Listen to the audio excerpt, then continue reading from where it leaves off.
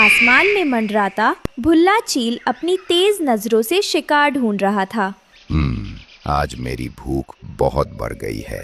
इस जंगल के पक्षी बहुत चालाक हो गए हैं, छिप कर रहते हैं, लेकिन मेरी नजरों से कोई नहीं बच सकता। आज किसी न किसी के घर पर हमला जरूर होगा। नदी के किनारे रानो चिड़िया अपने बच्चों की सुरक्षा को लेकर बहुत चिंतित थी। वह सूखी लकड़ियों के बजाय हरे बांस और ताज़ी हरी घास इकट्ठा कर रही थी। मुझे अपना घर बहुत मजबूत बनाना होगा ताकि यह किसी भी हमले को सह सके, लेकिन सबसे ज़रूरी बात, यह बिल्कुल दिखना नहीं चाहिए। यह मेरे बच्चों का सबसे सुरक्षित ठिकाना होना चाहिए। यह सूखे पत्तों और लकड़ियों से नहीं बनेगा जो दूर से ही नज़र आ जाएं। अगर भुल्ला चील की तेज़ नज़रों में मेरा ठिकाना आ गया तो मेरे मासूम दोस्तों, ये रहे हमारी आज की वीडियो के प्यारे सब्सक्राइबर्स और फॉलोअर्स के नाम।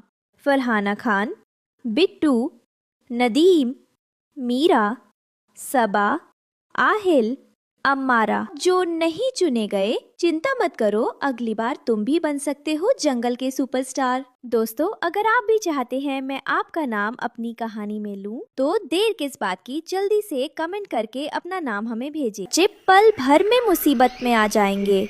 मुझे प्रकृति की चालाकी से काम लेना होगा। माँ, सब तो लकड़ियों का घर बनाते हैं, आप ये हरी घास क्यों ला रही हैं? बेटा, बाकी सब क्या कर रहे हैं, हमें उस पर ध्यान नहीं देना है। हमें अपनी ज़रूरत और सुरक्षा को देखना है। समय आने पर आपको समझ आएगा कि यह हरा रंग और यह कोमल घास क्यों ज़रूरी है। अभी हमें बस छिपने की ज़रूरत है। इस घने जंगल का एक हिस्सा बनकर रहने की ज़रूरत है, न कि सबसे अलग और ऊंचा दिखकर खतरे को न्योता देने की। हम छिपेंगे तभी बचेंगे। दूसरी तरफ जंगल के सबसे पुराने और ऊंचे बरगद के पेड़ पर कालू कौवा अपना नया घर बना रहा था। उसने जानबूझकर सबसे ऊंची डाल चुनी थी ताकि उसका घर सबको दूर से दिखाई दे। देखो गोरी, हमारा घर इस जंगल में सबसे ऊंचा होगा।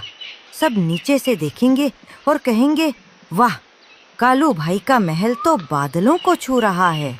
आप सही कह रहे हैं जी। रानो को देखिए, वह नीचे झाड़ियों में अपना घर बना रही है।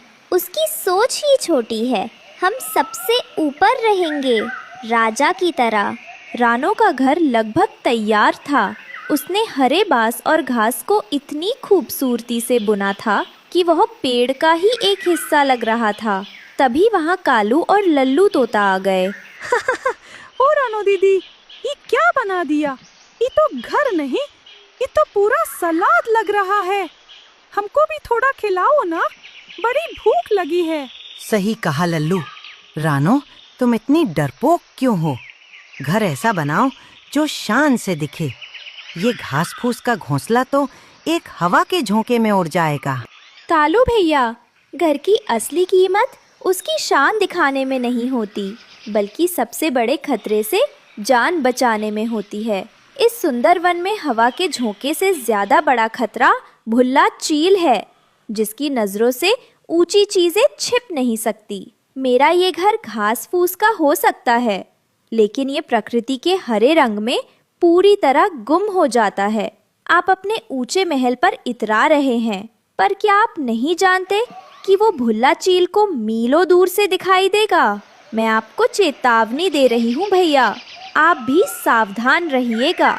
कभी कभी सादगी और छिपने की समझदारी झूठी शान से ज्यादा कीमती होती है। भुल्ला चील आसपास ही है। रहने दो रानो, तुम अपनी हरी झोपड़ी में रहो। हमें तो अपने ऊंचे महल में ही मजा आएगा। दोपहर में भुल्ला चील ने अपनी दूरबीन निकाली और शिकार ढूंढने लगा। हरे भरे जंगल में सब छिपा था, लेकिन तभी दूरबीन में उसे एक चीज साफ दिखाई दी।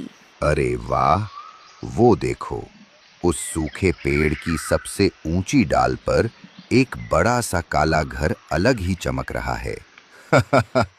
बनाने वाले ने मुझे दावत देने के लिए ही इसे इतना ऊपर बनाया है। आज तो मजा आएगा। कालू और गोरी अपने घर में आराम कर रहे थे। तभी अचानक एक जोरदार आवाज आई और अंधेरा छा गया। भुल्ला चील ने पूरी ताकत से उनके घर पर हमला कर दिया था। ये क्या हुआ? बचाओ, बचाओ! जी भागिए, चील ने हमारे घर को तोड़ दिया है। भुल्ला के पंजों ने एक ही झटके में कालू के महल को तिनका तिनका कर दिया।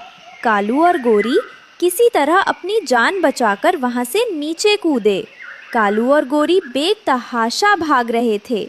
उनके पंख छिल गए थे और सांस फूल रही थी। भुल्ला चील उनके ठीक पीछे था। कब तक भागोगे? आज तुम दोनों मेरा भोजन बनोगे। गोरी, जल्दी चलो, हमें छिपने की जगह चाहिए। मेरा घर तो टूट गया, अब हम कहाँ जाएं?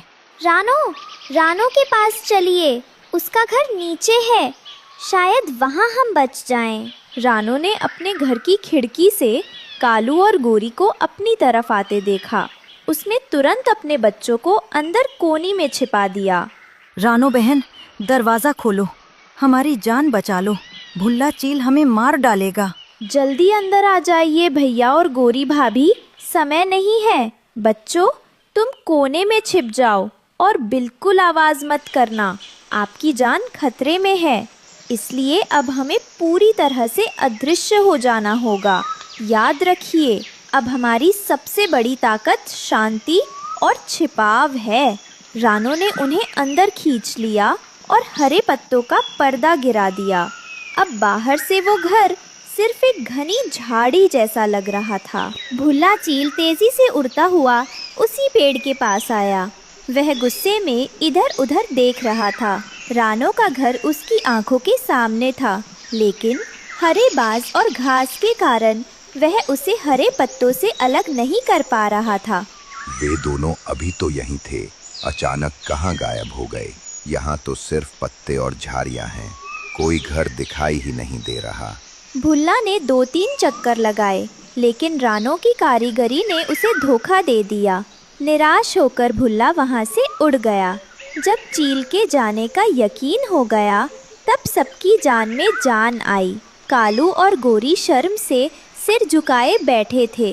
माफ करना रानो, मैंने तुम्हारे घर का मजाक उड़ाया था। आज इसी सलाद जैसे घर ने हमारी जान बचाई है। तुम सही थी रानो बहन, मैंने झूठी शान के चक्कर में अपनी और अपने परिवार की जान जोखिम में डाल दी थी। तुम्हारा ये घर जादुई है। उस दिन के बाद से कालू ने कसम खाई कि वह कभी दिखावा नहीं करेगा और उसने भी अपना घर घास और बांस से बना ली।